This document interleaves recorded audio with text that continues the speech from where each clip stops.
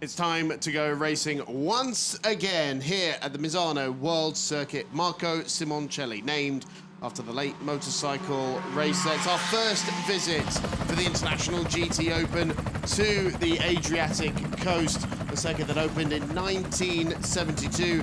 And what a first visit it has been so far. Just 1 point separates the top two in the championship going into this second race of the weekend. And while it was struggles for our pre-event championship leaders, struggles with pace, struggles with handicap, struggles with contact, that then led to further time penalties for Christian Mansell and Maxi Goetz Team Motor Park Mercedes. And on the other end of the scale, Tom Lebon with an absolutely monumental last lap maneuver to take the lead of the race, give Elite Motorsport their second ever victory in GT3 competition, and then add on to that a brilliant lap to put him on pole position for this race, beating the AF Corsa Ferrari factory driver of Tommaso Mosca to pole position, who shares the front row of the grid with the young Briton. We've got a couple of Mercs in behind there as well, but here in Misano, the heat is on, the track temperature damn near 50 degrees. And we've got 60 minutes of racing to come. Chris Stevens and George Morgan up here in the commentary box for the next hour of racing. And George, I cannot wait for this one. So much to look out for. Absolutely, Chris. Good afternoon, everybody. And you join us back on the Adriatic coast with 4 different winners in our last 4 races. Tom Empson and Tom Lebon joining the series winners of Christian Mansell, Maxi Goetz, as well as Dean McDonald, Zach Meakin, Alex Fontana and Pietro Armani. And it's one to remember for the Elite Motorsport team because, of course, they've been thrusted straight into the championship fray and have not finished outside of the top 4 in all starts so far this campaign. And they're well placed to do well again today. Obviously, the handicap is going to be tricky to negotiate around. Tom Lebon, though, putting it on the all-important pole position alongside Tommaso Mosca. It's an all-Ferrari front row with AF Corsa still there and waiting to pounce. Yannick Mettler, having just got married as well, will be starting on the second row in highest pro-am alongside Maxi Goetz. So it's an all-Mercedes lineup across Ps3 and Ps4 with both SPS Performance Car Barn alongside the Motor Park of Maxi Goetz, who will be handing over to Christian Mansell, who reigned supreme at Spa-Francorchamps in our previous round, taking the famed Spa 500. And keep your eyes peeled on the likes of Zach Meakin and Dean McDonald. I have no doubt they are going to be full of fury and venom after losing the race lead on the final lap yesterday in the final corners before taking the checkered flag. I can imagine Zach Meakin and Dean McDonald both determined to right what they, I would imagine, believe to be the wrong of yesterday in a bid to take their their second win of the season, I should say. 4 different winners across the first 4 races from 4 different manufacturers as well, George. We've had the Porsche, the McLaren, the Mercedes, and now the Ferrari on top, which not only goes to show how well the balance of performance works in the GT Sport Organisation promoted series, but also the effect of this new H2 and H2 Plus compound from Michelin, which works a little bit more evenly across the various different manufacturers and various engine configurations and layouts that you see in GT3 competition that make it such a exciting platform. So those 2 Motor Park cars make their way through the dummy grid. The green and black machine is your pre-event championship leader. Maxi Goetz going from the second row of the grid, but now 1 point behind the young Elite pairing in their sophomore year in this championship and indeed in GT3 competition. The grid is packed, the umbrellas and reflective materials in full swing as the sun beats down on this Misano circuit. It's been a very toasty weekend indeed after a week of thunderstorm warnings here in the Emilia-Romagna region.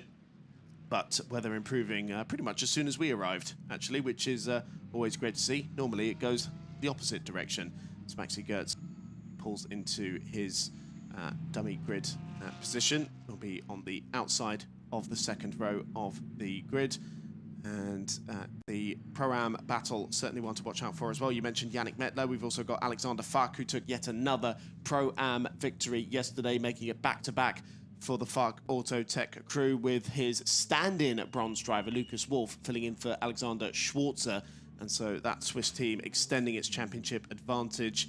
Christian Korzanowski starting on the AM pole position as well, down in 14th position, just in front of Anthony Bartone, who is running solo this race. Had Fabian Schiller in yesterday, but Fabian not feeling very well today, unfortunately. So we're wishing him all the best. And so due to force majeure, Anthony Bartone will be running solo in that Bartone Bros Get Speed Mercedes. A couple of other guest entries to talk about as well. We've got Alfaisal Al-Zubair and David Fuminelli in the Dragon Racing run. It is now Al-Manar Racing Ferrari, having parted ways with WRT and BMW. But let's take a look at the pole sitting car from Elite Motorsports, the British team in its second year in the championship, starting alongside a team steeped in Ferrari history.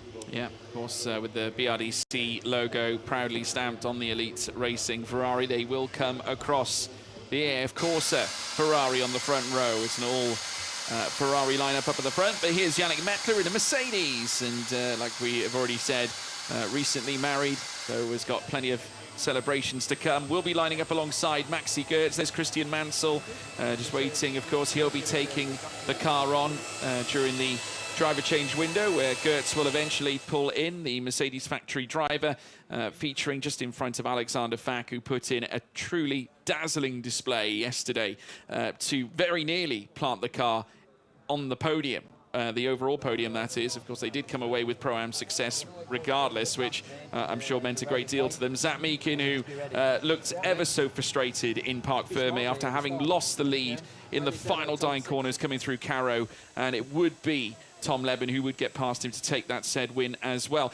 Dominic Baumann back again for Motor Park. We'll be lining up alongside Mexican Marcelo Ramirez. Those two aligned once again. And the BMW M4, who are now having a photo taken, the PTT racing team with Fabian Dibionka, the young man starting 8th on the grid. Always fast in the speed trap is this machine. Youngest driver in the field, and PTT Racing picking up their first class podium in the International GT Open yesterday. Lorenzo Ferrari steps in for Thomas Neubauer, who has back pain. So the European Le Mans Series and Italian GT champion stepping into car number 96. More pace in that car than is suggested, because Lorenzo did have a few lap times being deleted. Got the Lamborghini inside the top 10 as well from SVC, as we have a colourful grid of 27 cars. No track focused here after damage to that car from Darren Kell's incident in Q1, but still a very healthy grid of 8 different manufacturers are represented here in the International GT Open, which is about to get underway for 60 minutes of racing to close out its first visit to Misano. Yeah, plenty of...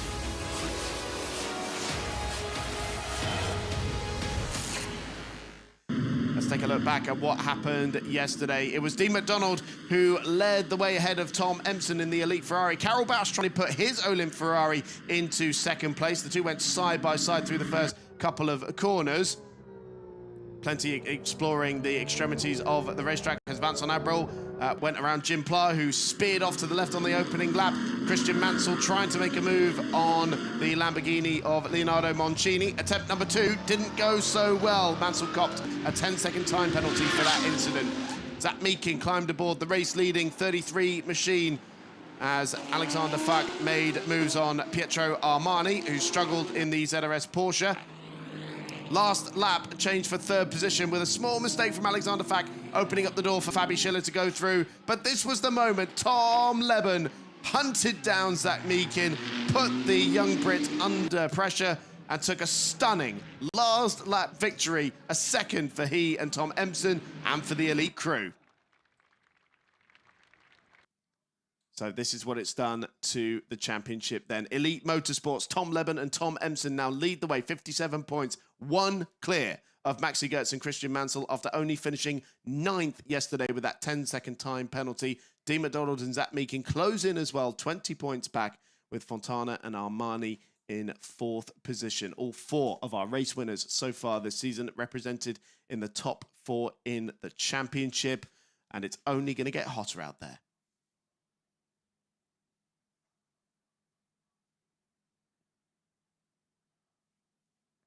So race 2 about to get underway. We'll go through the grid shortly when the formation lap gets underway. And here we have the starting grid for race 2. Tom Lebon starts on pole position for the Elite Motorsport crew, Ferrari factory driver Tommaso Mosca starts alongside him. All Ferrari on the front row of the grid, all Mercedes on the second row. Pro-Am pole for Yannick Mettler in the car barn by SPS Mercedes. Maxi Gertz second in the championship for Team Motorpark, lines up in fourth. Alexander Fuck for the Pro-Am Fuck Autotech team runs in fifth, ahead of Zach Meakin in the Greystone McLaren in sixth position after the bitter disappointment of yesterday. The second Motorpark car of Dominic Baumann starts seventh alongside Fabian Di Bianca after PTT picked up their first podium yesterday in the BMW. Lorenzo Ferrari standing in the 96 car in ninth, ahead of Rodrigo Testa, the Scuderia Velobe Corsa Lamborghini inside the top 10. Then it's Axel Jeffries in the Into Africa Racing Ferrari alongside Charlie Fagg in the AF Corsa Run Noric Racing Ferrari. Pietro Armani for ZRS Motorsport on home soil lines up 13th, ahead of the AM pole sitter Christian Korzanowski from Olymp Racing. Anthony Bartone running solo on the 8th row of the grid for Team GetSpeed, ahead of Philippe Salacada, Team ISR on the Pro-Am podium yesterday. He lines up in 16th position. And then it's Al-Faisal Al-Zubair in the Almanar by Dragon Racing Ferrari, the 707 guest-entered machine, ahead of Galid Osman, the AF Corsa Blau Motorsport car that lost the AM Championship lead yesterday, ahead of Adrian Lewandowski for Baron Motorsport, Thomas Magdash, who picked up his first podium yesterday for the Goodspeed Racing team in the number 14 car, Marcin Jedlinski in the 777 Ferrari from Olymp, and then Suen Mizor, who did not finish yesterday after mechanical issues on his Sendem Racing Lamborghini. Joel Monegro, the AM Championship leader, starts in 23rd, and then Hulin Han in the guest-entered Target Racing Ferrari lines up in 24th. Laurent de Meus for AF Corsa in the 55 machine in 25th. Then Michael Blanchimont for Santalok Racing, the car that he shares with Jim Pla from 26th. Alfredo Hernandez going from the back of the grid after a 3-place grid penalty for causing a collision with Galid Osman yesterday in the incident that cost the number 16 crew the championship lead.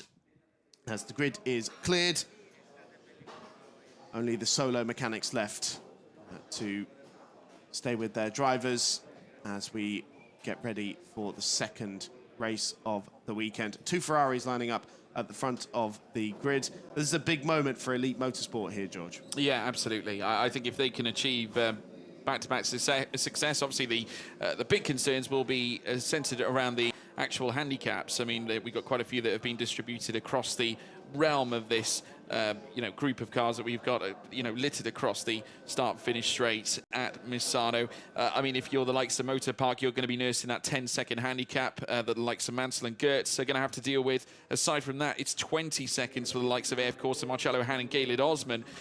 Jean Monegro Reyes, 20 seconds. Lucas Wolf and Alexander Afak are going to be dealing with 20 as well. And then also the Lewandowski father and son are going to be servicing that 20-second too. It's Darmeco and Di Bianca with 15 seconds, though, for Tom Emson and Tom Leben.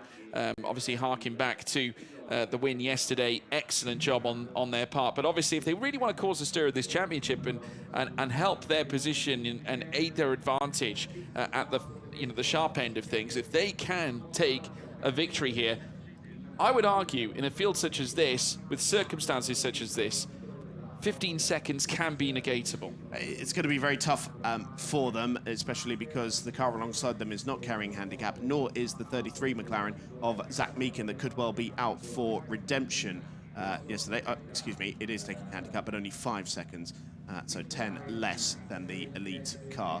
Certainly could be a factor later on in the race. The 71 still with those 10 seconds, as you mentioned there, George. So Mosca and Rafael Duran might be in a prime position here as Rafael Duran gets up to speed with GT3 competition. His first year in the championship. We're taking over from Tommaso Mosca in the second part of the race. If they do happen to do it, then it would be 5 different winners in 5 races. It would indeed, yes, from 5 different teams. So yeah, we would extend the record further for this campaign, which again, it just clouds the championship even more. But the car's now pulling away off the grid and will indeed get ready for the formation lap.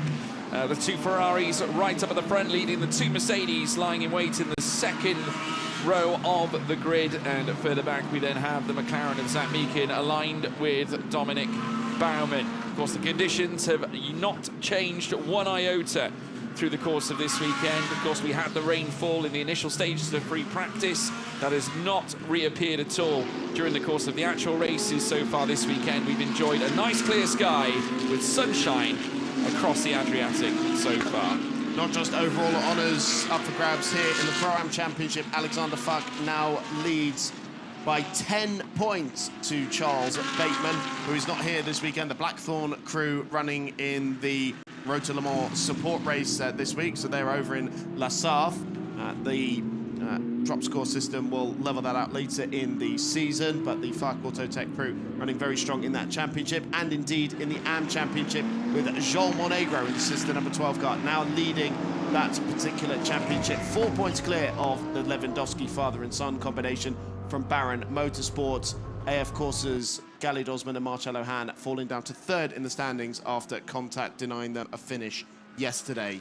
Plenty to look out for over the next 1 hour of racing. The driver change window will open 24 minutes into the race, and that is when we will see a flurry of activity down in pit lane.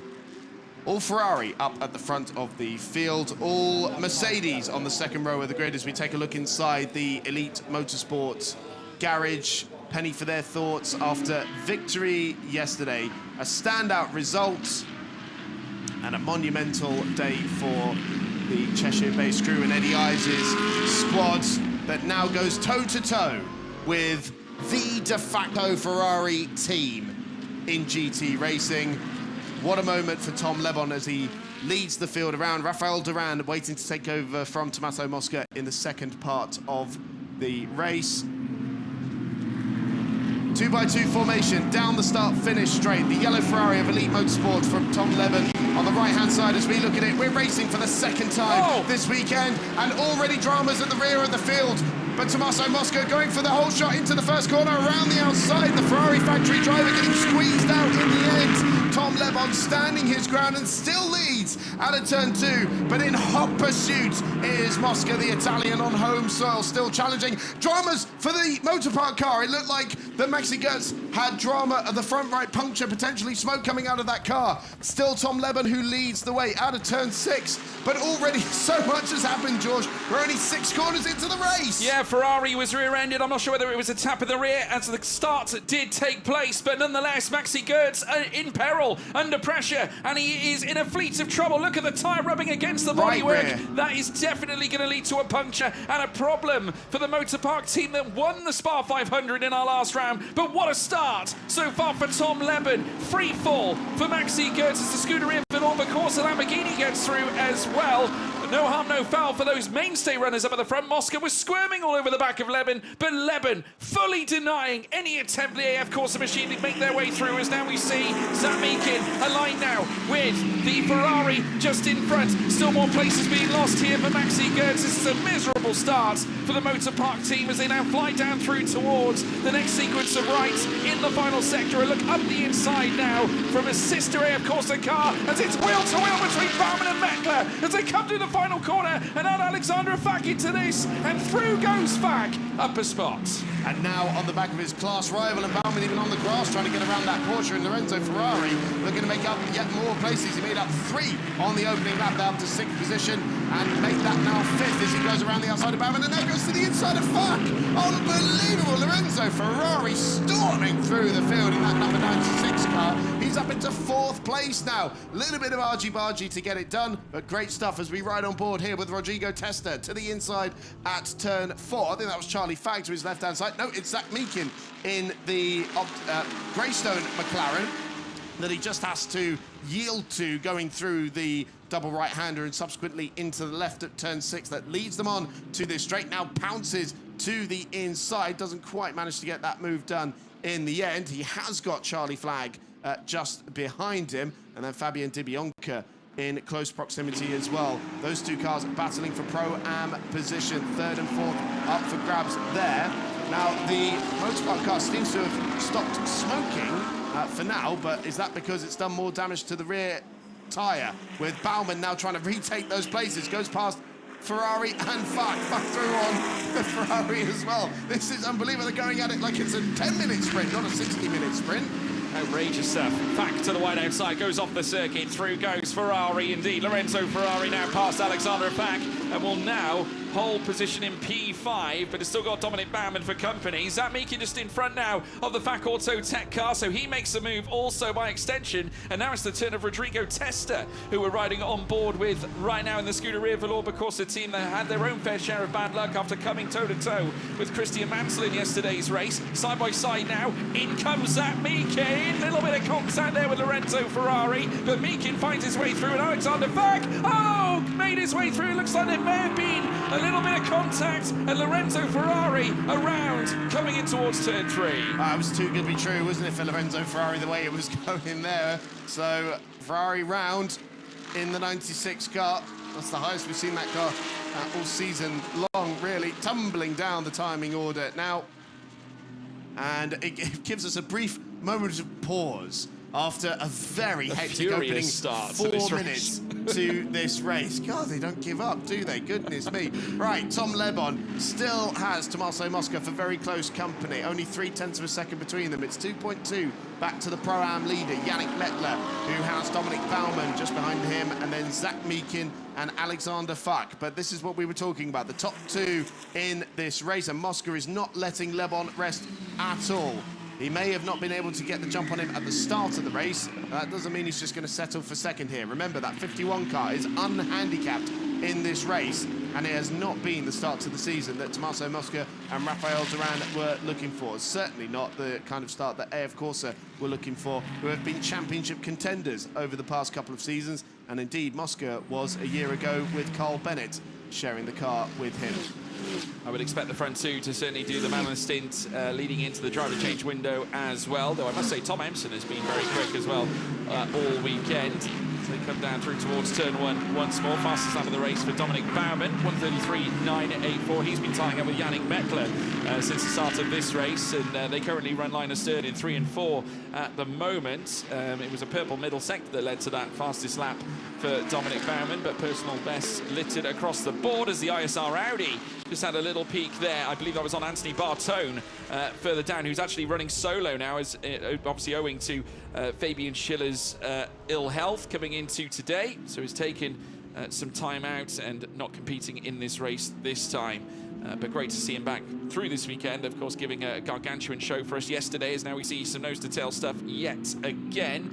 This time, so in Missouri, just having a look at Tomasz Magdziarz, and then also accompany that with Maxi Gertz, who has been in free fall since the start of the race, owing to the issues with the rear tyre. But that smoke has indeed stopped. Yeah, but clearly there is something still not right with that number 71 car, because there's no way Mercedes factory driver Maxi Gertz I'm amazed he hasn't punctured the tyre, to be honest. Shouldn't be coming under pressure from AM drivers, the bronze drivers towards the rear of the field. Down in 16th position at the moment is Maxi Gertz. And yeah, how does he not have a puncture on there? And if he doesn't have a puncture, then what are the ailments on that Team Motorpark car that are preventing Gertz from getting himself back up to speed? Tom Lebon still leads by half a second over Tommaso Mosca. The pace super tight out there. 34.1 for Lebon, 34.1 for Mosca. Very even out there, as the fastest lap of the race this time being done by Alexander FAC at 33.5 in 6th position. Gertz to the pits. Max Gertz has come into the box, so they are now going to take a look at whatever the issue may be. I wonder if it might be a brake issue. We'll have a look. Well, they're replacing that right rear tyre by the look of it. And didn't seem to be doing too much more to the car, so maybe that tyre was letting go, just not quite so rapidly. But again, dramas for the car that is second in the championship. Great news for Elite Motorsport, who have a chance to extend their lead. Great news for Dean McDonald and Zach Meekin as well, who have a chance to close in on their title rivals. Now let's see the start again. So it was Laurent Demeus who went round, and it was very close with Michael Blanchimont. Around the outside goes Tommaso Mosca. But where does Maxi Gertz pick up this puncture?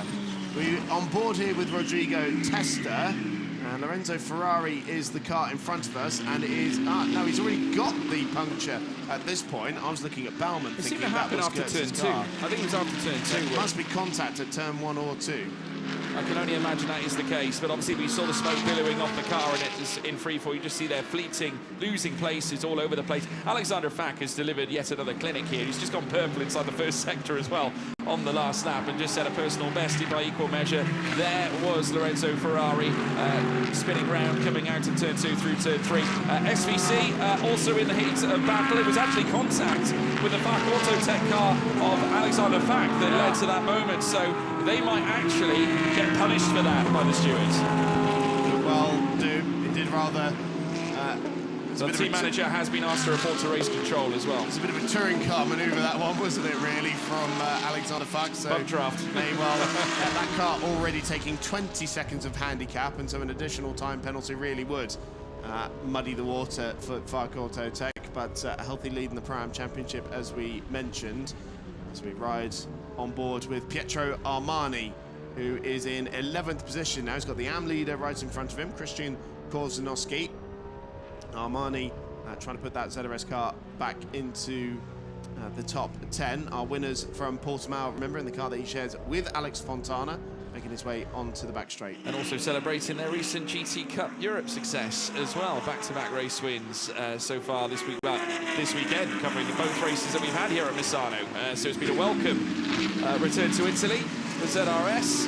So now we watch as the number 5 of Christian Korzanowski, who was, end of the day, the fastest AM on track, but a little nudge in the rear from Pietro Armani, opening up the door for a potential move for the driver that is, of course, part of the pro contingent. Of course, for Armani, he must make the moves because that's what will represent him in terms of points as far as his championship charge is concerned. For Korzanowski, his mission, just to be the highest AM, but likes to mix things up with the front runners, and there's the 12 FAC Autotech, Jean Monegro, Reyes. And that's the championship leader in the AM category.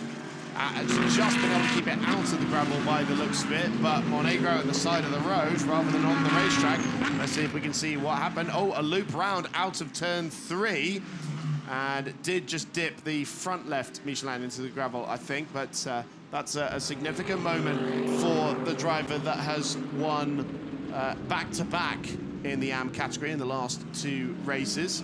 Significant lap last time out for Tom Leben because he set the purple lap of a 1:33.320 and has now broken Tommaso Mosca to 1.3 to 1.4 seconds. So Leben on the move. I must say, since the 2 Toms have taken to GT3, they just seem to get better and better and better. I'm struggling to see the ceiling on this pairing. I honestly am. Their sophomore year really has brought out a lot more in both Tom Leben and particularly Tom Empson as well, who seems to have taken quite a significant jump forward. I was chatting with Eddie Ives earlier today, and he was telling me what a great working relationship that they have together, constantly in the sim together, spent the entire week G'ing each other up, working together, which has been the key to their success. Add in the fact that Elite Motorsport are coming in with a year of knowledge under their belts with a GT3 car. Would you have ever turned around last season and said that Tom Empson would stick it on the front row?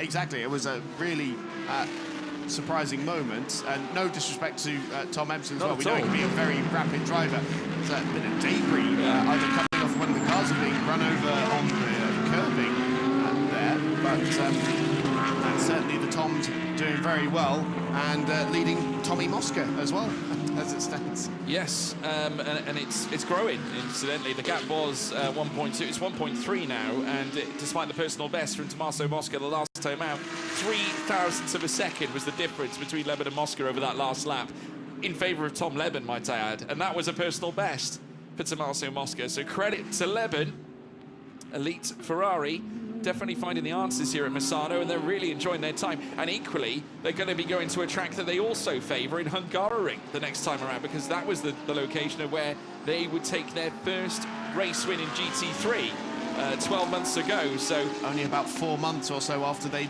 got the car. Exactly. So, I mean, I remember the days of when their door would fall off, when they would... that was the first couple of race weekends, wasn't it? Where apparently they have worked on that for the... well, I think they welded a fix, I think, onto it that actually stopped the door from coming off when the jacks would go up. Yeah. And I think Ferrari addressed that as well with the Evo kit as well, along with many other things. The mirrors that were very exposed was all been brought inwards a little bit. And that is the kit they are running now. Of the 12 Ferraris we have on the grid, 8 of them running the Evo package. Some of them more because they had an Evo kit at the start of the season, but smashed it up and haven't sourced replacement parts just yet, so have to run it in the full specification. You can't run like a par Evo kit. It has to be homologated to either one or the other. So we rejoin this battle of Rodrigo Testa and young Fabian Dybionka, the 18-year-old from Poland, coming over from Porsche Sports Cup Germany competition, his first year of GT3 in a Pro-Am effort with Hubert Demetko and Marjan Krakowski's PTT Racing squad. We see Alexander Fak on the back of Zach Meakin, who is absorbing the pressure from Fak behind and knows that he won't make the same mistake that he made yesterday that allowed Tom Leben to come through on the last lap, which incidentally we didn't see the full consequence of, but apparently it was a little mistake into turn 4 that then obviously then compromises you through 5 and 6 and down the back straight that put Leben on his back bumper, which then meant that he had to defend into 9 and 10 and then gave Leben the run he needed to eventually make that move. Well, yeah, because if you remember, actually, Zach Meakin did gap Leben in the penultimate lap.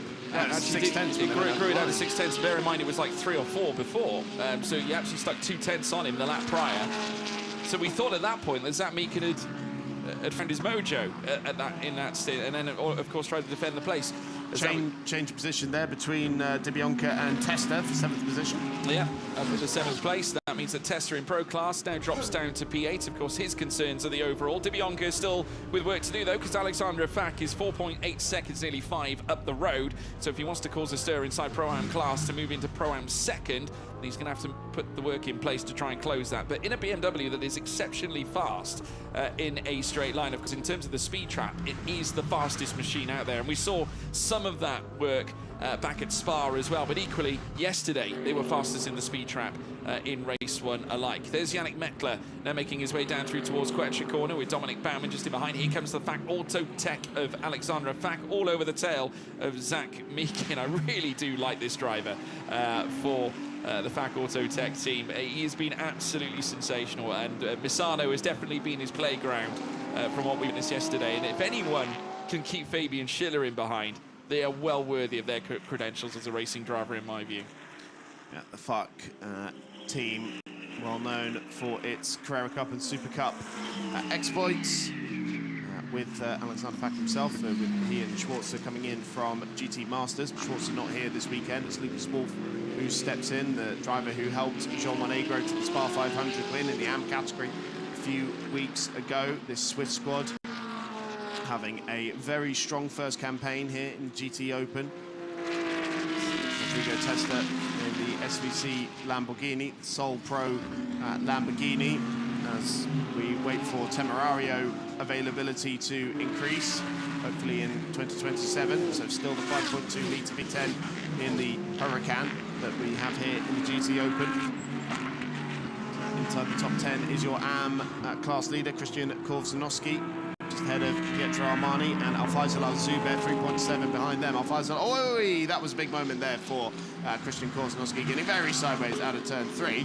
As I was about to say, Alfaisal Al-Zubair having his first race weekend here this weekend since his significant back-breaking crash at the Dubai 24 Hours. Yeah. So it's going to be a tough race now for the Fak Auto Tech team with the 10-second time penalty that has been added to car 11 of Alexander Fak. Tom Leben still pushing the lap time delta, though. There he is, your race leader. 1.8 seconds between he and Tommaso Mosca, and inside the first sector again. Nearly a 10th clear of Mosca. Obviously, a personal best inside the middle sector for Mosca.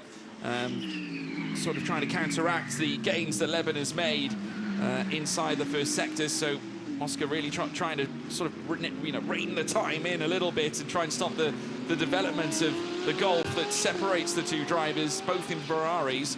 But Leben still holds the fastest lap of the race, has been the class of the field so far, as we now watch as Dominic Baumann makes his way through the final bend, chasing still after Yannick Meckler, and this is a battle over P3. Baumann on the cusp of breaking outside of a second, and indeed he has. So Meckler significantly, well, finding the pace that he needs to grow that gap, but of course his job is to leave it on a plate for Dexter Muller to take over when the driver change window opens up, and it will open up in 6 minutes and 20. But just to confirm, as I said earlier on, Alexander Fak, a 10-second time penalty to be issued after the incident earlier on.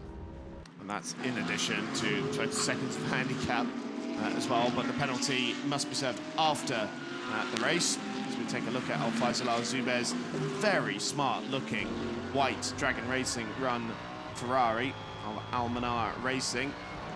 Last time they were with us in the GT Open, it was Get Speed running Mercs for them. They've since moved on to WRT and BMW, and now with a new technical partnership with Dragon Racing to run Ferrari machinery. As we ride on board with Philippe Salacada, 6th position in the Pro-Am category. Got Anthony Bartone between himself and his class rival Axel Jeffries in the second of the Dragon Run cars. Look at Tom Levin pulling the gap. Now 1.9 clear of Tommaso Mosca. This has got to be raising some eyebrows. Yeah. Last warning has been issued also to the Ferrari of Lorenzo Ferrari for track limits. Does one of those include when he spun off the circuit, do you reckon? Well, maybe. It's a possibility. Hugh Lin Han has also been warned as well. This is his last warning. So there's quite a few drivers that are being warned for breaching limits far too much around this Misano circuit. Currently, the only penalty that has been delivered so far is the one that goes to Alexandra Fack, which will be applied at the end of the race, which certainly won't help his Pro-Am hopes for yet another Pro-Am victory, but it's got DiBianca for company soon enough. And obviously, with the gap between those two being 5 seconds, DiBianca will end the race, should it end like this, 5 seconds ahead of Alexandra Fack. Charlie Fack obviously will be handing over to Shibata as well for the second half of the race. They currently sit inside the top 10 at the moment overall. So Charlie Fack, the former McLaren driver for Optimum, driving the Red Zebra not too long ago. Remember with Sam Dahan in that very thrilling season, which culminated in potentially 3 different champions being crowned through the course of that weekend. Obviously, Charlie Fack now in a Ferrari, but always great to see him inside the GT Open paddock. Battle on here for 2nd, 3rd and 4th in the AM category. It's Thomas Magjarsh in the Goodspeed Aston Martin leading Suan Mazur in the Sendham Racing Lamborghini, and then Galid Osman in the AF Corsa Ferrari, the number 16 machine.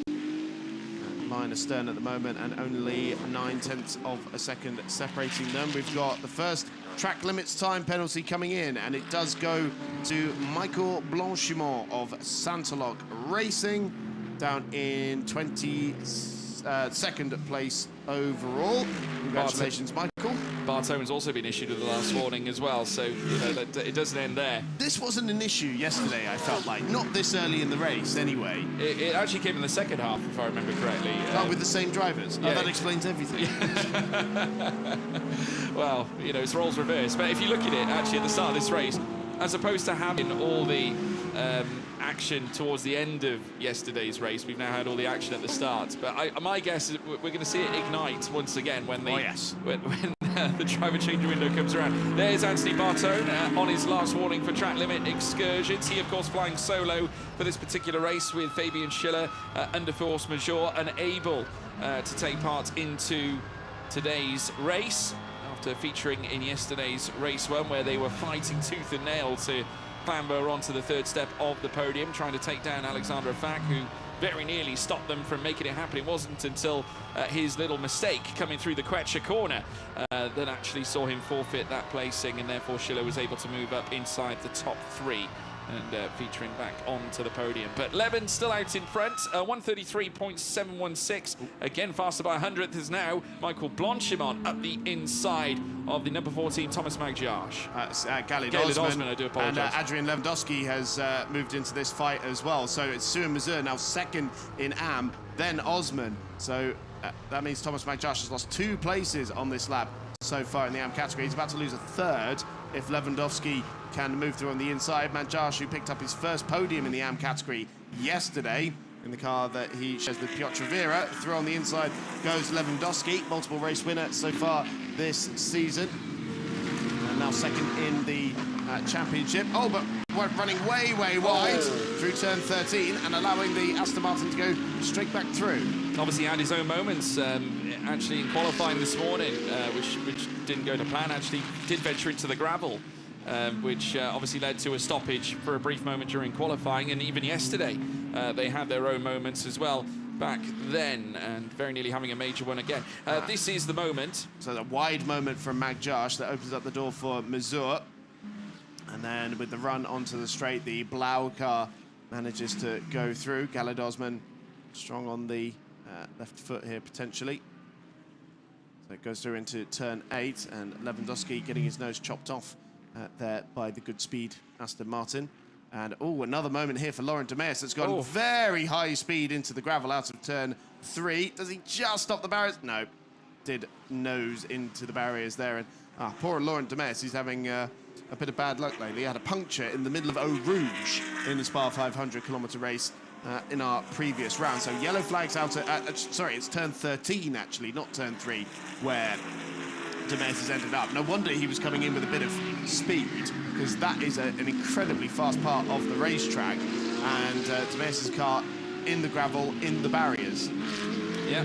Well, now we rejoin the action further up with Alphonse Zuber and Axel Jeffries, who we were actually talking to together, actually in the paddock yesterday, whilst the drivers were heading off back to their respective accommodation after race 1.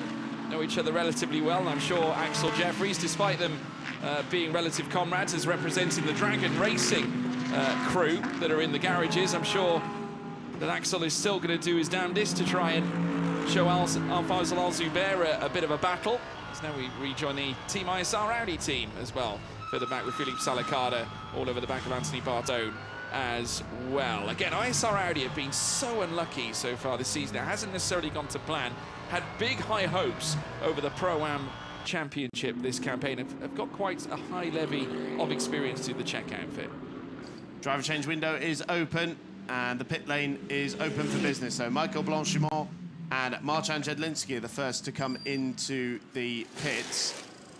So no sign of a safety car yet, and it's unlikely they'll throw one in the middle of the pit stop sequence. So yellow flags will remain at turn 13 as Carol Bash gets aboard the 777, then Jim Pla aboard the Santoloc Audi, which has not really been able to capitalise on the pace that it has shown. Now, that'll be Tom Lebon, who's come into the pits.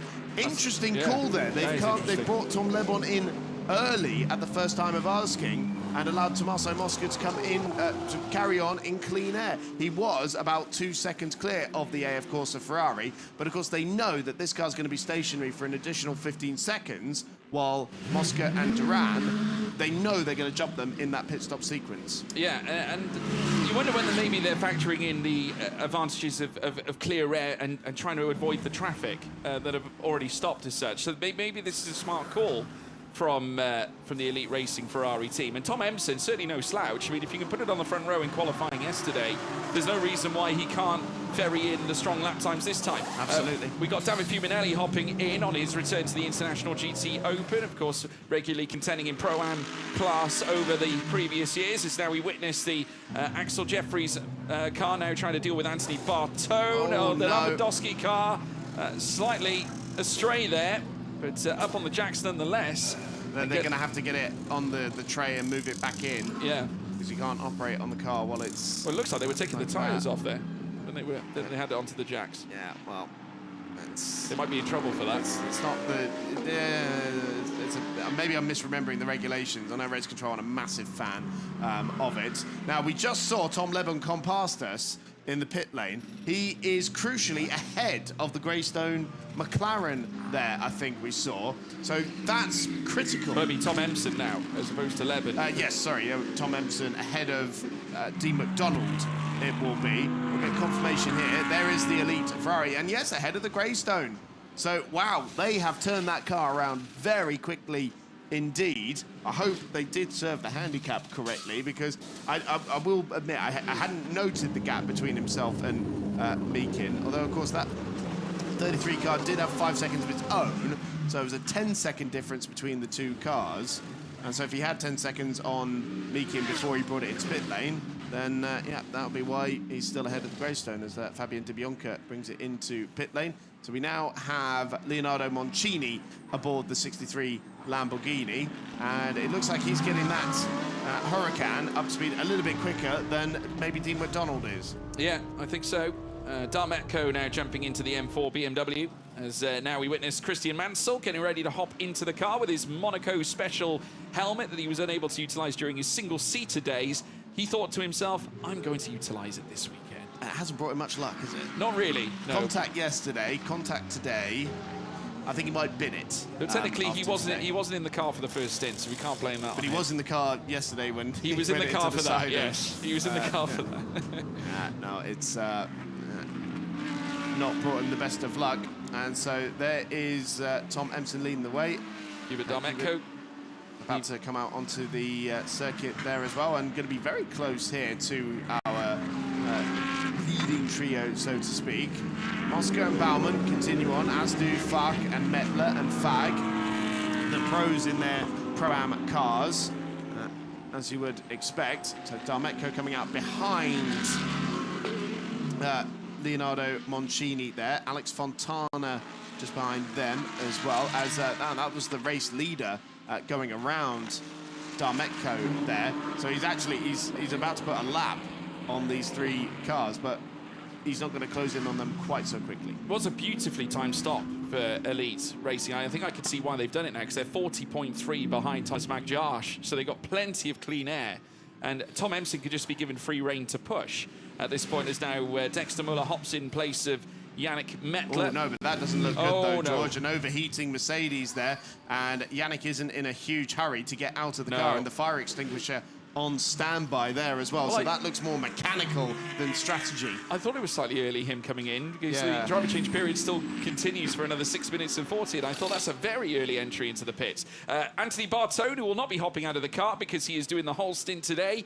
He will be hopping out after he's served the minimal required pit stop time for the Get Speed, Bartone by Get Speed machine. So we witness the 51 of Tommaso Mosca, who is yet to box, but remember, does not have any handicap, so therefore can utilise that benefit to try and mitigate the early boxing of the Elite Racing Ferrari that currently sits 13th overall, but we would figure your net race leaders so far. But it's been a good drive so far for Tommaso Mosca, lapping in the 1:35.0. So Dominic Baumann, who sat in second, 4.5 seconds behind Mosca, and quicker over the last lap by 0.6 of a second. So the Mercedes still packing a punch on this circuit. Fastest lap so far, still in the hands of the combination of Tom Leben and Tom Empson. And Dean McDonald now starting to fire on all cylinders. He's 0.7 behind Empson and has just gone purple inside the first sector, along with Empson's personal best. Yeah, so Moncini was looking quite fired up as they came out of the pit lane, but McDonald's now got that car in the window and has gapped Moncini by nearly 1.5 seconds and is now setting his sights on Tom Empson. This is going to be the big challenge here, and it's role reversed from yesterday. This time it's the Greystone hunting down the Elite car, and for all the praise we've been giving Tom Empson, Dean McDonald, we know, is a very rapid driver, and it's kind of already 1-0 to McDonald this year because he beat Empson to pole position yesterday. Yes. It just seems to me that the stars are aligning between these two teams at the moment, certainly based on what we saw yesterday. But they have to play nice because they both have a great opportunity to take a big chunk out of Maxi Gertz and Christian Mansell here this weekend with the 71 in strife. That's particularly important for the 33 oh dear, it's a second retirement in 3 races for the SPS crew, unfortunately. Not how Yannick Mettler and Dexter Muller would have wanted this weekend to go. There's been a rapid pairing in the Pro-Am Championship of late. Mosca continues on his way. 4.5 seconds clear of Dominic Baumann in the 28 from Team Motorpark, and he's going to have his teammate right alongside him, Norikatsu Shibata. Thankfully did not sideswipe the leading car. Yeah, Norik Racing avoiding action just to ensure that they cannot disrupt the work that Mosca is laying down. It's a purple first sector, though, for Tom Empson, who is responding to Dean McDonald. So just goes to show he's on the pace, is Tom Empson. 24.408, and in fact a whole 100th quicker than Dean McDonald inside the first sector alone. And in comparison to Tommaso Mosca's laps, of course, bear in mind we've got to factor in new tyres, etc. A 1:33.6 though over the last lap for Tom Empson. It was a 1:34.2 for Mosca. So they're starting to punch in to that handicap that they had to serve that Mosca doesn't have to. So I tell you what, we're going to be in for a thrill ride, folks. Jaroslav Vasalaho getting aboard 96. Taking over from Lorenzo Ferrari, but Mosca stretching his legs out there. We anticipate this will be the car that comes out in the lead after the pit stop sequence because it is unhandicapped. But by how much, Chris? That's the question. How much? He's still circling pretty well out there at the moment. As, yeah, fastest lap for Emson. 33.1 for Emson, though, so there's a little bit of traffic management in it for Mosca as well, I'm sure, but fastest lap of the race done by the Elite Motorsport Ferrari, number 17. Here comes Hubert Metko, trying to get around the 81 machine of Norikatsu Shibata. That's for 4th position in the Pro-Am category. And then you've got David Fuminelli trying to get around both of them in his Pro Ferrari. As into the pits comes Alexander Fark to hand over to Lucas Wolf, who now effectively inherits the Pro-Am lead after the mechanical issue there for Yannick Mettler. But also they have to, they have a penalty that will be given, or certainly applied at the end of the race in 10 seconds. But 20 seconds to serve in this stop. Yeah, so 30 if you factor in everything together. Yeah, we've got to remember towards the end of the race that they'll add 10 seconds to that car. Mosca continues to circulate out there, and we have just 6 cars left that owe us a stop, and it'll have to be soon. 2 minutes left on the driver change window, so they'll either be in this lap or next time around. No later the next time. Yeah, and well, I imagine it might even have to be this time around, depending on how quickly they get up to the line. A minute 43 now, and Mosca's coming up to the pit lane entry now. I think he's going to have to swing it left, because remember, you've got to get to the actual timing line there, and he does come in. So Tommaso Mosca, the race leader, getting ready to hand over to Rafael Duran, who we've not been able to speak so much about, the Spanish-American 20-year-old driver in his 2nd year of GT3 racing, his 1st year here in the GT Open, but has been keeping himself very busy with the AF Corsa squad, making sure he gets miles in wherever he can. Equally, Dominic Baumann handing over to Marcelo Ramirez in the 28. But that is the car that will come out into the lead of the race when this pit stop sequence ends. Yeah, we'll have to see as well what the gap is going to be like between Emson and, of course, Rafael Duran when he rejoins the circuit. There is your net race leader, as we believed it to be, obviously without the handicaps necessarily applied, but as soon as we find out where Duran's car figures when leaving the pits, we'll then certainly realise the actual standing. Obviously, ISR Audi also doing their swap, Libor Milotta, and coming in place of Salicata as they whip through the final sector. There is the number 5 Elite Racing Ferrari, Christian Kozanovsky, coming out of the car. In place will be Stanislav Jedlinski. There is Duran leaving the pits, and will now rejoin the action. The question is, how close is Tom Emson? And crossing the line, we'll soon find out. The 2 Ferraris could yet meet again, as they now witness, or we now witness Emson coming around, and indeed it looks like Duran is comfortably in control. You can just see there Dean McDonald in the midst. There is Joel Monegro Reyes as well in the midst. The driver change window has now finished. There is Duran, your race leader, still here at Misano. So Rafael Duran, if he manages to keep it on the straight and narrow, be on course for his first victory. I believe his first in any kind of GT3 competition. Only his 2nd year of racing, I believe, straight into Ferrari Challenge and GT3 machinery at the beginning of last year. And yes, Rafael Duran leads Marcelo Ramirez in 2nd. 7.2 seconds there he is the gap. Joel Monegro a lap down between himself and Tom Emson. No longer. So Emson in 3rd, McDonald in 4th. That's how it stands. Moncini in 5th, Fontana in 6th, Fuminelli up to 7th position, and Hubert Demetko, your new Pro-Am leader, as he's jumped Lucas Wolf, thanks to the handicap for the FARC Autotech car. It's 2.1 seconds between them, but he's also got Axel Jeffries on his coattails as well. Now that should be Khalil Letlarka, actually, shouldn't it, in the 25? We saw yesterday it took a while for some of the names to update, so that should be Khalil Letlarka in the 25. And then Stanislav Jedlinski leading in the AM category with several cars between himself and Suin Mazur. It's game on for 2nd place, though, as the motorpark car of Marcelo Ramirez tries to repel the advances of Tom Emson and Dean McDonald. Remember, Ramirez is not somebody who's been karting all his life, only stepped into racing a couple of years ago in NASCAR Mexico, and now loses 2nd place to Tom Emson.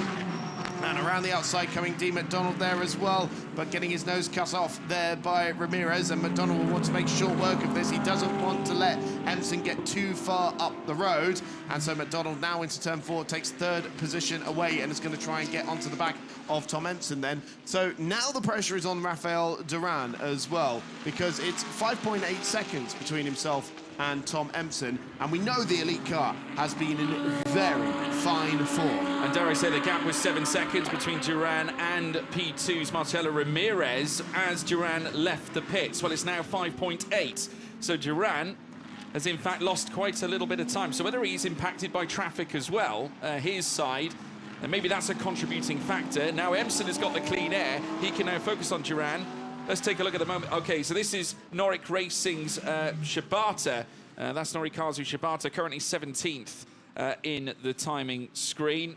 And unfortunately venturing into the gravel trap. There is, though, your P3 sitter, Dean McDonald. Emson and McDonald back on the podium places, much like they were yesterday. There's your race leader, Rafael Duran, now taking over the work that Tommaso Mosca laid down in the initial stint, as they now feather the throttle coming around the final quarters. We'll now wait and see how the lap times compare as they now cross the line, because, of course, the last lap for Rafael Duran was his outlap leaving the pits. Let's take a look. Bartone, oh dear, Bartone back in the pits with the rear right off the car. I can confirm it was a 1:36.2 for Duran over the last lap. It was a 1:34.2 for Emson, 2 seconds a lap quicker than Duran in the Ferrari. Oh, fantastic stuff there from Tom Emson then, who's absolutely flying at Rafael Duran at the moment. The gap down to 4.3. So remember, your second and third place cars are first and third in the championship. Christian Mansell, meanwhile, down in 24th place at the moment. What a contrast from the Spa 500 a few weeks ago. And certainly the championship complexion is going to look very different heading to the Hungaroring in a little under a month's time. Dean McDonald is going to be following Emson throughout the rest of this race, you would think. 20 minutes to go, and it is Tom Emson in the car that Tom Leben started on pole position. Yesterday's race winner, once again hunting down a car for the win. This time it is the far less experienced Rafael Duran trying to keep that 51 AF Corsa car at the head of the field, meanwhile being pressured by Dean McDonald behind him in the Greystone McLaren, the car that Tom Leben passed on the final lap of the race yesterday. One thing's for sure, these two cars have been the mark of the field throughout this weekend. Yeah, very strong at MISANO, and I genuinely believe it was an immensely smart call from the elite engineers to bring in the car as early as they did. We did expect to see Leben go the distance, perhaps, but just look at the time gained here by Tom Emson. Again, he has found another 1.6 seconds on Rafael Duran over the course of that last lap. That is exceptional. I mean, not quite as good as the 2 seconds the lap before, but still 1.6 is pretty good. I do hope that there's enough tyre life in that elite car from coming in so early. So we see this is the lead for Pro-Am. Hubert Demetko leading Lucas Wolf by 0.4 of a second over the line. Meanwhile, Libor Milota has moved up to third position in that car, in that class for Team ISR, and could be on course for back-to-back podium finishes in that category. A dive on the inside now from Lucas Wolf, who goes through and is now on course to make it 3 in a row for the Fark Auto Tech crew as he takes the lead into turn 4.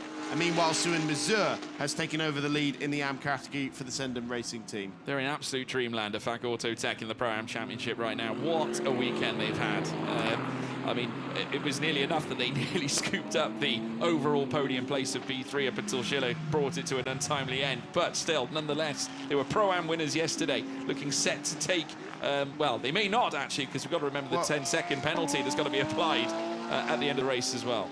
This is Jim Pla and Carol Bash making their way through some of the bronze drivers in their category. And just looking, they're 4th and 5th in their class at the moment. Yaroslav Visalaho between them and the top 3 in the Pro-Am category, and they are 17 seconds behind the class leader, but with their quick drivers aboard. So that gap will close down And as you mentioned, George, we know that the 11 has got a 10-second time penalty to take as well. So it is definitely not over yet in terms of the Pro-Am category. Changes in the AM category as well, with Stanislav Jedlinski falling down the order. Lazur still leads, but it's now Goodspeed in second with Piotr Vera, and Hulin Hahn at third for Target Racing.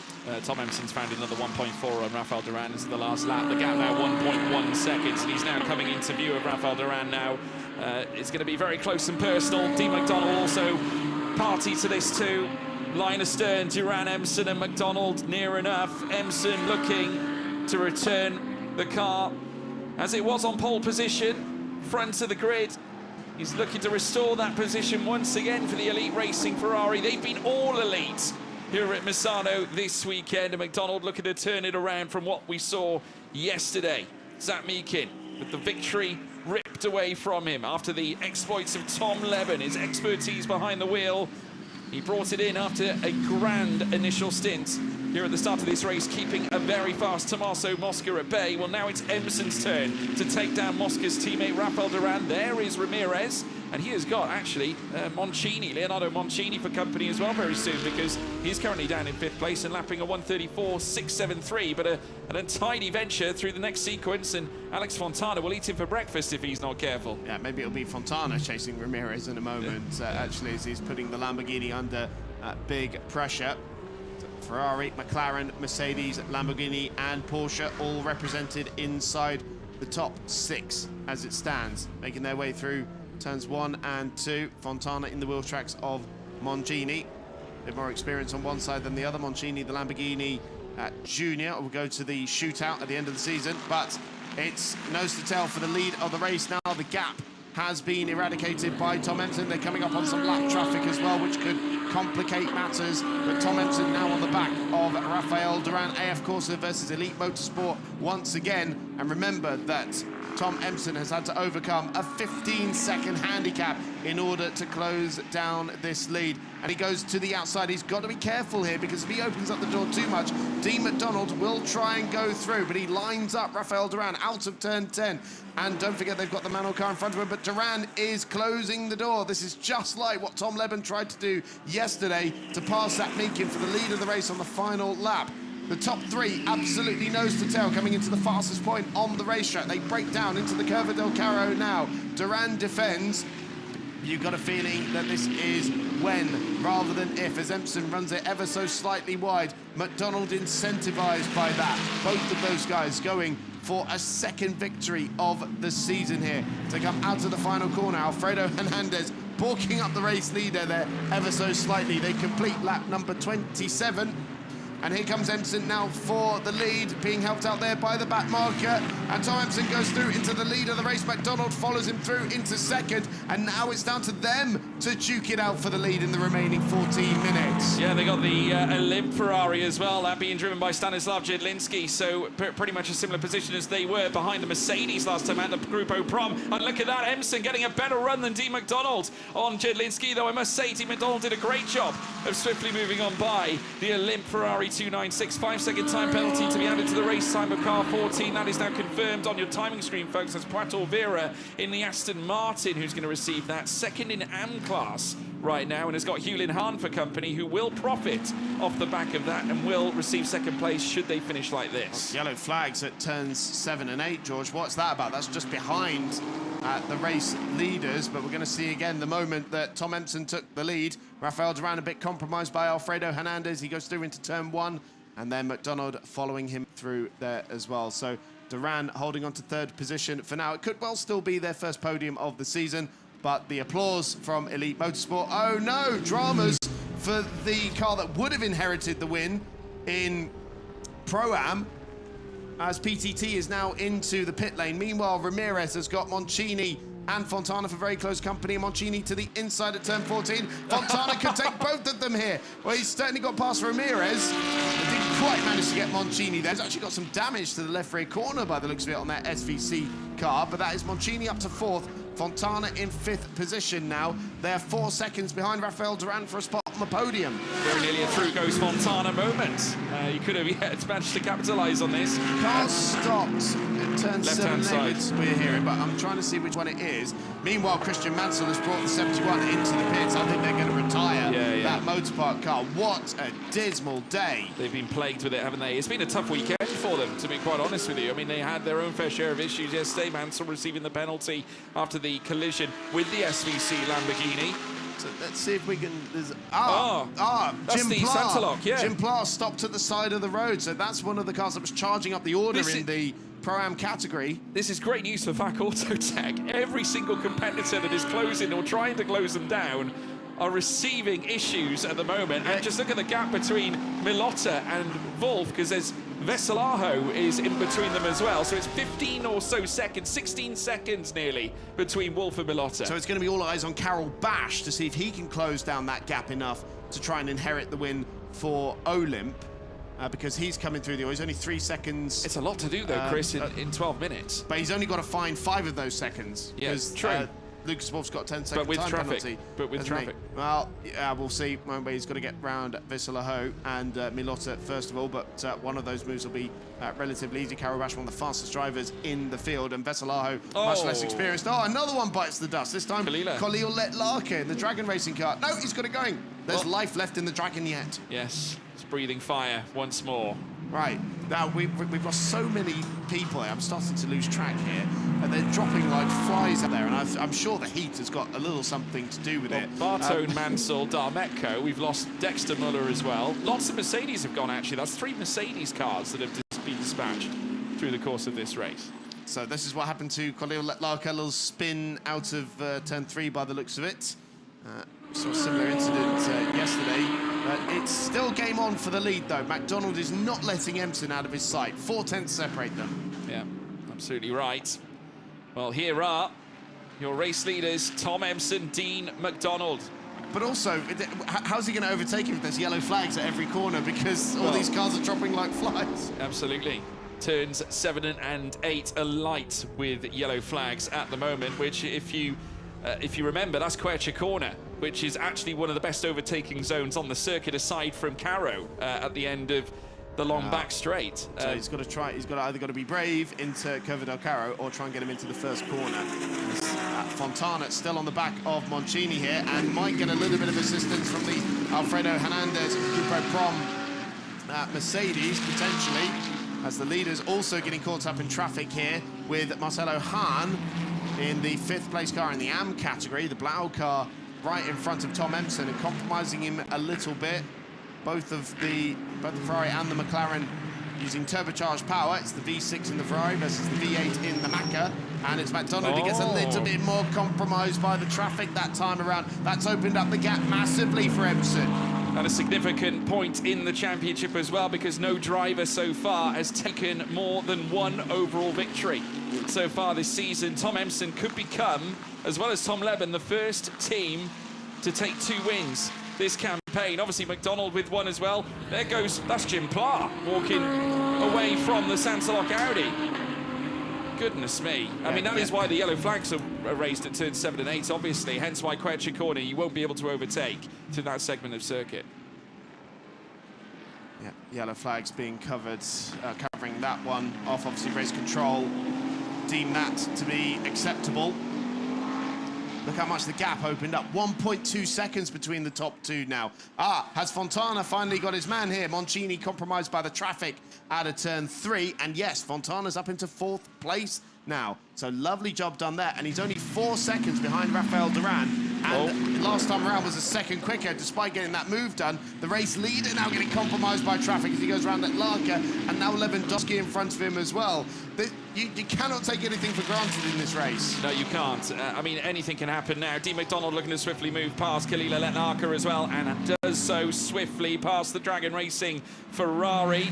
And it's not over yet, though, because obviously Emson has got yet another car that he has to deal with, that being the Lewandowski Ferrari by equal measure. But Emson, I've got to say, doing a great job of moving his way through the traffic that has been set in front and really applying obstacles here for Dean McDonald to try and negotiate around. So much so that the gap has expanded now to 1.2 seconds. And there is Zach Meakin. He's been here before, hasn't he, folks?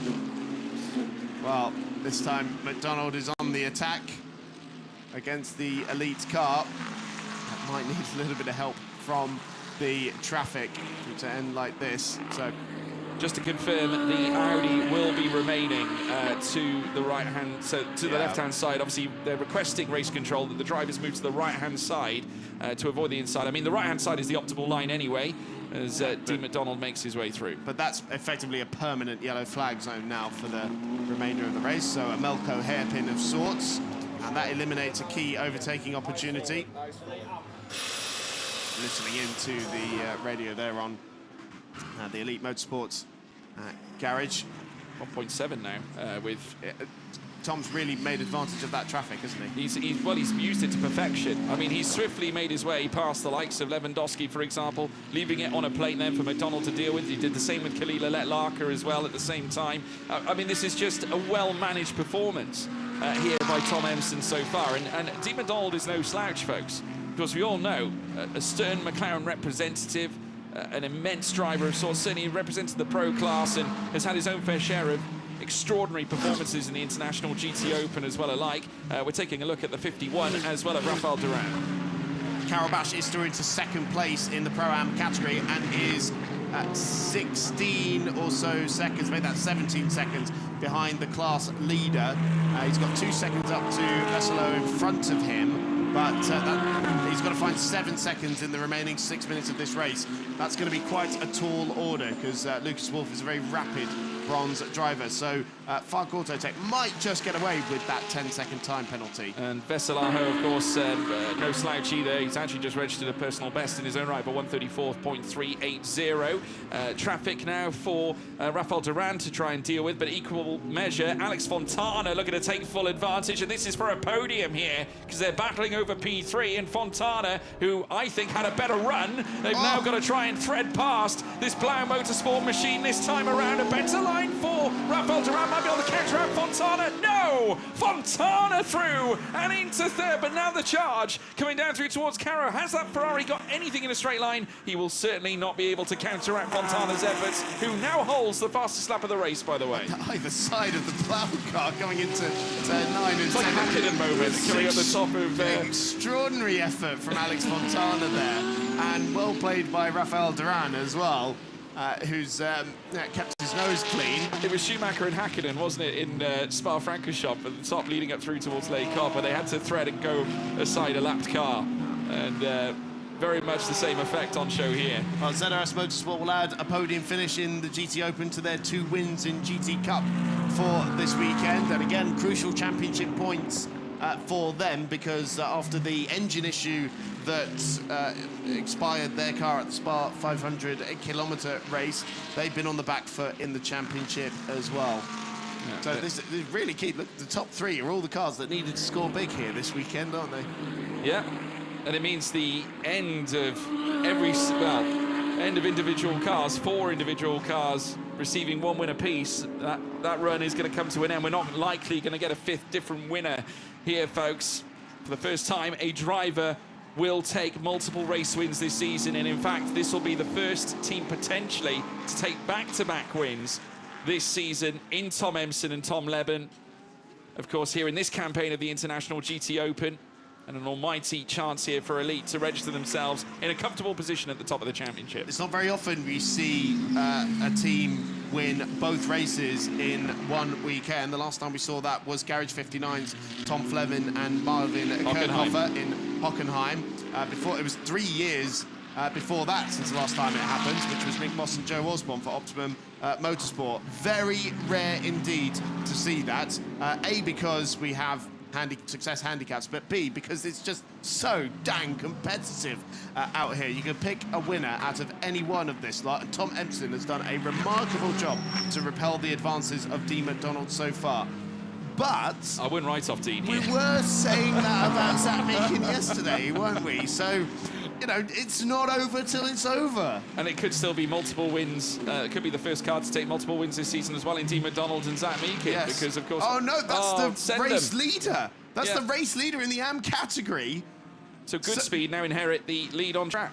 Yes, but they've got a 5-second time penalty, so Hewlin Hahn might be in the pound seat. No, hasn't he got a 5-second time penalty as well? We'll find out afterwards. No, they don't. Okay, right. I think they were on a last warning for track limits potentially then. Oh, God, so that's Sue Mazur with a double DNF this weekend. It was a horrible day for the Polish driver on Saturday. But dramas once again in the AM category. So, mind you, Piotr Vera, I think, is lapping quicker than Hewlin Hahn at the moment, so he may still well get the guy. He only needs one more second to negate his 5-second time penalty that would deny Goodspeed their first win in the AM category. And he was a second faster over the last lap, so it is a possibility that Piotr Vera, if that is true, 1 second a lap pace, and not just them mitigating the traffic or whatever they're trying to deal with out there on circuit, then there is a potential chance that Vera can hold on and break that 5-second time penalty in order to take the AM race win. Meanwhile, it's looking more and more solid for Lucas Wolf and the FARC Auto Tech crew, because Karel Bash is not making the inroads he needs to on that car in order to inherit the Pro-Am win. So it looks like it's going to be 3 in a row for them. It's 2 laps to go for the leaders, and Dean McDonald is still hovering within half a second of that Elite Motorsport car that took a stunning win yesterday, a stunning pole position this morning. Can Dean McDonald spoil the party? I'm trying to remember as well the last time the British national anthem was actually rung out twice in a row as well across the weekend. I don't think that's happened before. It would have been a Nick Moss and Joe Osborne. Well, that would be the last weekend, time, yes. But of course, it would have been the one before Kirkhofer and Fleming, I suppose, in a sense. So, yeah, fantastic effort for the elites, and obviously Dean McDonald. Coming up on traffic now with Stanislav Jedlinski, and the race leader getting a little bit compromised there on the exit of turn number 10, and that is not where you want to be compromised at all, because you're flat out through the next couple of corners. Dean McDonald does close up. Is he in striking distance here, I wonder? We are on the penultimate lap of the race, and he's getting very, very close to that Elite Motorsport car. But he's not going to do 11 on this lap. If it is going to happen, it's going to come down to the last lap. How have we done this, George? It's unbelievable. God, what a first visit to MISANO. We've loved being here. It's been absolutely fantastic. We've got 1 lap to go to decide this one. 30 seconds and ticking, but the next lap will be the last one. Empson crosses the line now in a bid to take back-to-back wins for the elite racing team. As I said, it's been an elite weekend, an all-elite weekend here at MISANO for the British outfit, but equal measure, the Greystone British team here with the McLaren 720S. Dean McDonald, who's been looking to hoover up Empson here in a bid to try and counteract their victory yesterday, making the key moves in all the key places, trying to manufacture their second win of this season's campaign, and the first since Portimao at the very start of this season's campaign too. Empson, 4.5 tenths or so. They brush past the Santalox stricken Audi on the left-hand side. Of course, remember, no overtaking coming through Quersha corner, so if Dean wants to do it, it needs to be in the final sector. But they're coming up on traffic at the crucial corner again, George. It's the second place car in AM of Hewlin Hahn. And Empson a little bit squirmy under braking as he learned his lesson this time. He doesn't get compromised this time, I don't think. Maybe a little bit delayed on the power. They're going to have to try and get around that Ferrari. And I don't think Hewlin Hahn's going to make it too easy for them. He does eventually back out of it. But Dean McDonald is right in striking distance. How have we done this again? It's only a few corners to go in this race. And once again, it is absolutely nose to tail for the lead. Empson's wise to it. He defends down into the Curva del Carro. McDonald to the outside. I don't think he can come back from that. Tom Empson saw it coming. He absolutely knew what McDonald was going to try and do. And Elite Motorsport are going to go back to back. An extraordinary weekend here in MISANO. Tom Empson to the flag. Tom Leben and Tom Empson and Elite Motorsport take a second victory here in MISANO and extend their championship lead. A stunning effort there to deny Dean McDonald and Greystone their second victory. They become the first repeat winners of the season. Alex Montana completing the podium for ZRS Motorsport on their home soil. We wait for Lucas Wolf to come across the line to take the Pro-Am victory for FARC Auto Tech. And it will be good speed racing for the first time in the AM category on top as Piotr Vera extends his advantage. 6.6 seconds is the gap, and that means that the 5-second time penalty will not deny them the win. Well, the first time was so nice, they had to do it twice. Tom Empson and Tom Leben dominate MISANO in our first ever visit to the Italian circuit in the International GT Open, a history-making weekend for the elite racing Ferrari team. Eddie Ives' team in full jubilant, celebrating in the pit lane, and for good reason. The championship lead is almost certainly going to be in their control on the run-up to Budapest, and that, again, like I said before, a circuit where they claim their first ever win in the series. They are so well placed now for the second half of this campaign. Still a lengthy way to go, but this is exactly how you want to build those blocks in a bid to win a title. Just could it be this all-British outfit, the young drivers that came in for the first time in GT3 racing last year? It was a coming-of-age moment, wasn't it, at Budapest 12 months ago? Well, I tell you what, the ceiling has risen. Is there a ceiling? Who knows? But Tom Empson, a winner here at the Adriatic of MISANO, ahead of Dean McDonald and Alex Fontana. What a performance from Elite Racing Ferrari. We wanted to see what these young guns could do with a year under their belt. They are just not disappointing, are they? Absolutely stunning stuff out there. And Empson, that is going to be a very significant performance from him. We talked about the strides he has taken, keeping McDonald at bay. It's back-to-back victories for Elite Motorsport. We haven't seen that in just over a year in the GT Open. 0.6 of a second in the end to Dean McDonald and Greystone GT, who finished second once again here this weekend. ZRS Motorsport on the podium on home soil. Rafael Duran and Tommaso Mosca take their best finish of the season ahead of Scuderia Villorbe Corsa, and Marcelo Ramirez potentially with his best finish in a GT Open race, with Almanar in 7th position, and Lucas Wolf does make it. 3 victories in a row for Fark Autotech in the Pro-Am category. Visalaho in 9th, Carol Bash in 10th position, 2nd in the Pro-Am category. The podium being completed by ISR. And Good Speed Racing take their first ever victory in the AM category, with Piotr Vera and Thomas McJarsh ahead of Hugh Lin Han and the Lewandowskis on the podium. Crucially, though, we lost Christian Mansell and Maxi Gertz from that race, a significant championship contender. But in Parc Ferme, it is all about Elite Motorsport and the Toms. I must say, Tom Empson, and Tom Leben as well, but Tom Empson especially has impressed me immensely. If you consider where he was last year, 12 months ago, this is going to be a very emotional moment for him, because to hold back Dean McDonald like he did is truly remarkable, because Dean McDonald is a quality driver. And for Tom Empson, a young man, of course, coming through the realms of Ginettas, featuring in GT4, now in GT3, now in the window of a potential championship winning campaign. You just simply never know. I mean, these are the moments that you will remember, and they'll thrive. Their confidence is going to be the very high. And I must say, what a result for Greystone as well, in a way, because back-to-back P2s, much like back-to-back P1s, is not to be sniffed at, Chris. History is going to show that here in Misano, the same 2 teams finished 1st and 2nd, and in this one, the guy on pole won the race. It just does not show it at all. The look on Steph Bush's face in the Elite Motorsport carriage there, one of the team managers, pretty much mirroring what we were doing here in the commentary box. Extraordinary stuff, and that's so key. You just know that Empson was thinking, Dino's going to throw it up the inside into Curva del Carro like Tom did yesterday. I'm not letting that happen. Shake of the hands with Alex Fontana as well, who picks up a very important podium finish, and their first appearance on the rostrum since their win in the first meeting of the season in Portimao. But the photos to be taken there, the victory photos with Photo Speedy, our partners. So it's a first podium of the season since Portimao for ZRS Motorsport on home soil for Alex Fontana and Pietro Armani. It's second for the second time this weekend for Zach Meakin and Dean McDonald. Oh, so close, but no cigar for Greystone. On top, Elite Motorsport, Tom Empson and Tom Leben going back-to-back in Misano.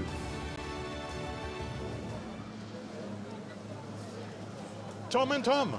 Well, my first thought is maybe we should stay another day and have a race 3. What do you think? Yeah, we obviously suit this place. We weren't expecting to win the race with obviously the success penalty, but we had a mega pit stop, a mega first stint. Tom dealt really well with the traffic. It was close and exciting, but yeah, it was absolutely mega, really, really good. Yeah, another pole, another win, and this time you had to sweat at the end. Yeah, yesterday wasn't too much hard work apart from quali, but today was a lot harder. Yes, we suit the place, but I think the team also did a really good job at setting the car up so that we were fast here. And we knew that Dean was going to be fast, so we had to clear the traffic as much as possible. And leading the championship. Yeah, to be fair, like, we still take it race by race, but yeah, it's really, really good. Obviously, the McLaren's really fast, but we just held on at the end. But yeah, I think we made the most of it. Well done, guys. Thank you. Well done. Thank you. Good job.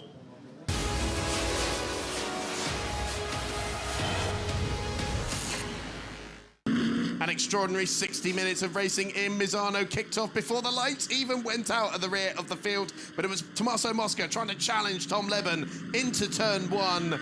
The AF Corsa versus the elite crew, the 2 Ferraris leading the way, but it was the youngster Tom Leben who managed to repel the advances of the Ferrari factory driver. Dominic Baumann getting a bit punchy in the early stages. That opened up the door for Alexander Fak to try and come through and take a position.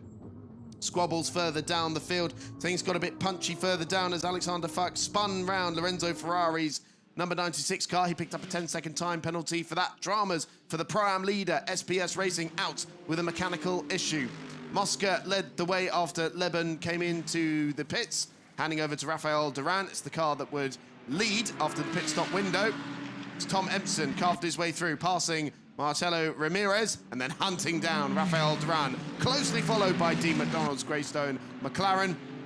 A little bit compromised by the traffic was Duran going into turn 1.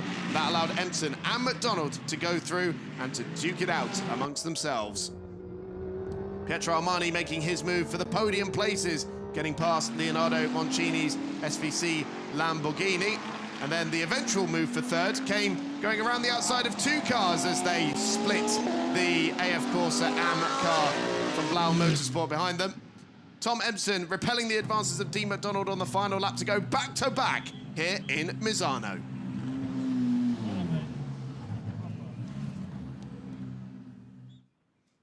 And this is what it's done to the championship standings. Tom Empson and Tom Leben extend their championship lead to 16 points now over Maxi Gertz and Christian Mansell. That's more than a win's worth of advantage. Still an awfully long way to go. Look how much closer, though, Dean McDonald and Zach Meakin and Alex Fontana and Pietro Armani are in terms of the championship points. Still game on as we head to Budapest.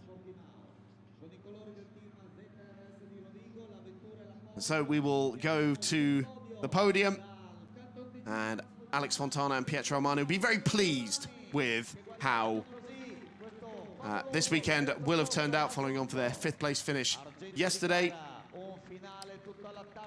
Alex said on his Instagram, I wasn't actually expecting to be here this weekend, but it's turned out very nicely for them on the rostrum for the first time since their victory in Portimao. Dean McDonald and Zach Meakin will climb to the 2nd step on the podium for the 2nd time this weekend, but they add to their 2 podium finishes that they had in Portimao, making up for the disappointment of Spa. Tom Leben and Tom Empson, for the first time in a year, we see a team going back-to-back in a single race weekend in the International GT Open. Great thing is, Tom Leben and Pietro Armani actually met on the grid together in Formula Regional years ago, now in GT3. Here's the British National Anthem.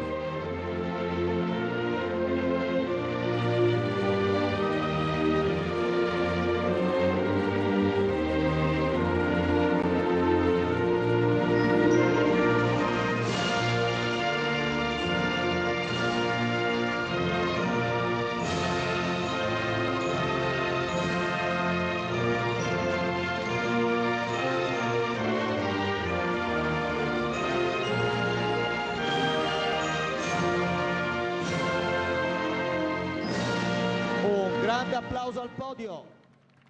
It is the 15th occasion in GT Open history that a team has gone back-to-back. Nice save from Tom Empson there with the Michelin cap. It's Eddie Ives once again on the podium celebrating his team. The Michelin representative handing the third place trophies to Pietro Armani and Alex Fontana. Smiles on the face of Dean McDonald and Zach Meakin. The trophy collection continuing to expand. A fourth visit to the rostrum this weekend. They'll be back, Chris. They certainly will. Expecting that team to continue to fight for wins. And what a moment for Tom Empson and Tom Leben. Back-to-back victories in a single weekend. Overcoming the 15-second handicap. And Elite Motorsport already had a sizable trophy cabinet with all their various successes in GT4 and single-seaters and Ginettas primarily as well. They might have to start thinking of investing in a GT3 specific one. Well, this is a good foundation to build it on. Pietro Armani being moved up to the top step. Fontana obviously a little taller, which does benefit. And Eddie Ives standing very proudly with the team's trophy.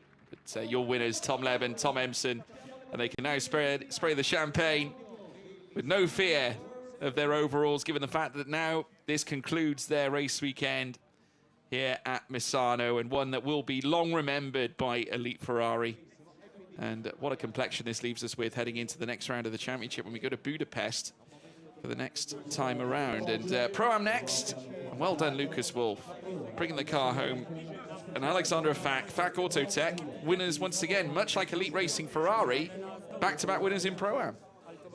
Yes, and even a third victory for them in a row, and fourth in 5 races for that number 11 car for Alexander Fak specifically. Of course, 2 teammates over the course of the weekend, but this Swiss squad coming in and laying down the law in the Pro-Am category so far this year. Joined on the podium once again by Team ISR with Libor Milota and Philippe Salacada taking back-to-back victories. They waited all season to stand on the podium, and here in Misano they've now done it twice. Growing in confidence is that Czech team, and Karel Bash and Marcin Jedlinski make their way onto the podium for the first time this season. And I'm staggered. We're talking about class champions from 2022 here with that Olymp squad. Is that the GoPro? Oh no, just the phone for Karel Bash. Got to check his messages, obviously. But Lucas Wolf, still with a 100% record in the GT Open, his third race and his third class win here as well. He's going to have the best record of any GT Open driver ever. Yeah, they've been a very tight-knit squad, haven't they, through the course of this Pro-Am run. Obviously, they did have Alexander Schwarzer for the initial couple of rounds in the Spa 500, where they went on to take Pro-Am victory. And there was Lucas Wolf sharing the car with Yol Monegro. Correct. In the AM car. Who flew solo today and actually laid claim to his own victory yesterday. Yeah. So we should see Alexander Schwarzer back in Budapest, but still the Swiss squad on top and extending Alexander Fak's championship lead. Be awful news for Charles Bateman, who'll be in Le Mans watching this and thinking, oh no, my nearest championship rivals have won 2 races. But the Blackthorn team unable to be here this weekend owing to the Le Mans schedule. And the celebrations will commence there as well. And Karel Bash, ever the professional, he knows how to spray that champagne. It's not his first rodeo, Chris. It certainly isn't. Great to see him, and of course he'll be taking part in, well, one of many drivers here will be taking part in the Spa 24 Hours at the end of this month. Good luck to everybody going to Spa at the end of this month, and indeed everybody heading over to Le Mans tomorrow for the Road to Le Mans race. I know there's several here, Fuminelli and Mosca among them as well, that will be taking part in the support race for the 24 hours. It's a very busy period of racing here in June. We will move on to the AM podium, where Goodspeed Racing take their first victory as a brand new race team and putting the Aston Martin on top in the AM category.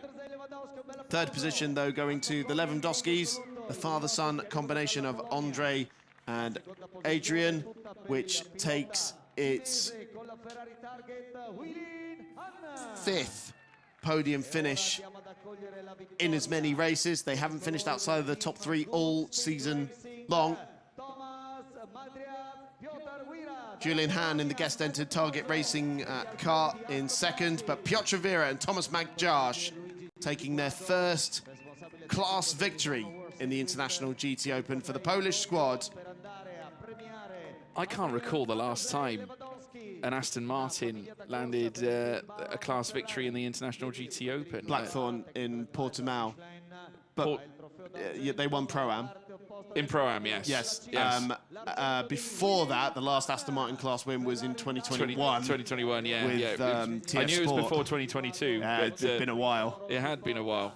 Of course, yeah. Yeah, that's right. But it's the first time we've seen Chavez. it's the first time we've seen an Aston Martin in this championship for some time since that TF Sport effort, and it's now taken 2 class wins in both Pro-Am and Am. Yeah. So extraordinary stuff, and well done to Goodspeed.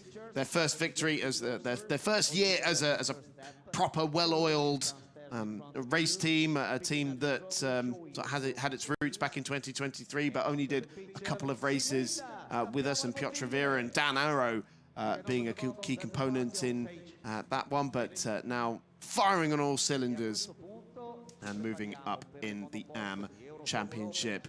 What a first visit to Misano it has been for the International GT Open. Thank you, Misano. We hope to see you soon. We'll be back in action at the Hungaroring in Budapest on the 4th of July.